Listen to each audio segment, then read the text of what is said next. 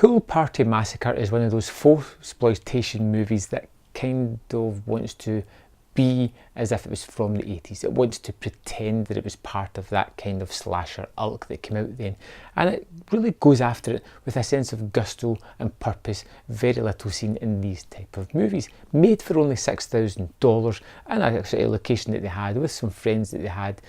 They really go for it in trying to encapsulate what made the 80s slasher so much fun. And that's what you've got to admire about this movie. Going into it, I didn't really know too much about it. And pretty soon it came on to me that it was a homage, tongue-in-cheek, love letter to the kind of movies that came out in the 80s. The plot is fairly simple. You get this bitchy girl whose parents are going away for the weekend. She's inviting her friends over for a pool party and people die in horrible, bloody fashion. It's fairly simple. And one of the things I really liked about this was the aesthetic. It's getting into the movie straight away, realising what this movie is and being able to go with it. It may not be the most perfectly shot or the most perfectly lit type of movie, but that fits into the aesthetic of the 80s horror movies. And you get these casts of characters that I genuinely liked. Yes, most of them are absolutely horrible people, but they revel in it. The particularly main lead, who is a bitchy person that nobody seems to like, not even her parents, is genuinely fun with it. I love to see her put downs, the way she was just, proactive in her bitchiness. She gave it to everybody regardless. Nobody was getting a straight answer. They were getting a sly comment, and I kind of liked this attitude that the main actress and the character had. The other characters are similarly vapid and bitchy to various extents, and we have one that is a good girl, the one that doesn't really quite fit in with this crowd, but she's there and she'll probably be the one that stays to the end, the final girl, so to speak. And it's just a very simple premise. You have these 6 or 7 people at this pool party, a couple of uninvited guests, and one particular uninvited guest who is killing everybody there in bloody sequences.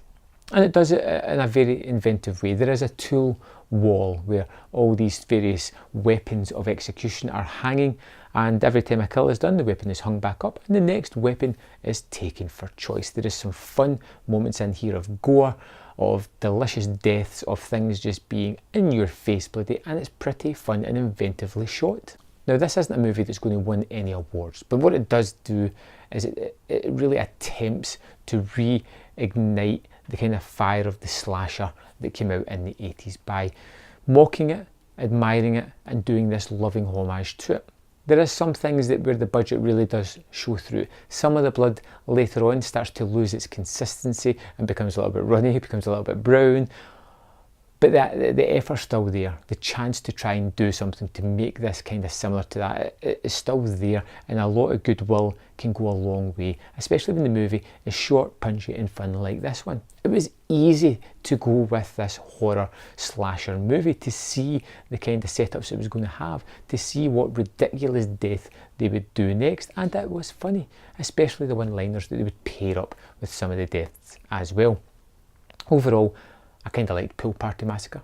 It's not my favourite false-exploitation movie, but it's definitely one that I can suggest checking out if you are a big fan of the slasher movies of the 80s, particularly the deep cuts, the ones very seldom heard of, the ones where the acting isn't great, the one where the monster isn't terrific, but the blood, the excitement, the enthusiasm shines through on the film. This is the kind of movie that you're going to get here. For me, Pool Party Massacre gets a solid 3 out of 5, something I would possibly go back to again, definitely with a crowd of people and some beers. It's that kind of movie.